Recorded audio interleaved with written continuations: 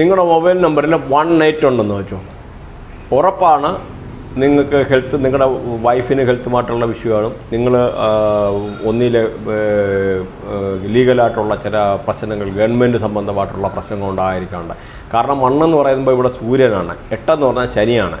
അപ്പം ഈ ശനിയും സൂര്യനും എന്ന് പറഞ്ഞാൽ ആൻറ്റിയാണ്, എഗനിസ്റ്റാണ്. അപ്പോൾ ഉറപ്പായിട്ടും നിങ്ങൾ ഈ ഒരു കോമ്പിനേഷനായിട്ടുള്ള മൊബൈൽ നമ്പർ നിങ്ങൾ ചെയ്ത് കഴിഞ്ഞാൽ നിങ്ങൾക്ക് ഗവൺമെൻറ്റുമായിട്ടുള്ള എന്തെങ്കിലും ഇഷ്യൂ വരും, അതുപോലെ ഒരു ഹെൽത്തുമായിട്ടുള്ള ഒരു ഇഷ്യൂ വരാനുള്ള സാധ്യതയുണ്ട്.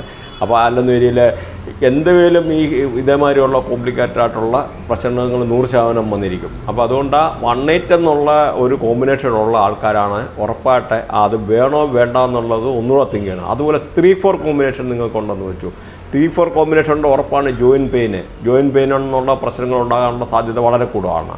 അതുപോലെ 6-1 ഉണ്ടോ, ഹോസ്പിറ്റലിൽ മെഡിസിന് വേണ്ടി ഹോസ്പിറ്റലിൽ കൂടുതൽ പൈസ സ്പെൻഡ് ചെയ്യായിട്ടുള്ളൊരു ഇഷ്യൂ വരും. അപ്പോൾ ഇങ്ങനെ പല പ്രശ്നങ്ങളും ഉണ്ടാകുന്ന ഈ മൊബൈൽ നമ്പറിലെ എനർജിയിലാണ്. അപ്പോൾ ഈ എനർജി നിങ്ങളപ്പോൾ മൊബൈൽ നമ്പർ എപ്പോഴും വളരെ കെയർഫുള്ളായിട്ട് ചെയ്തില്ലെന്ന രീതിയിൽ ലൈഫിൽ പല ഒബ്സ്റ്റക്കിളും വരുമെന്നുള്ളത് 100%.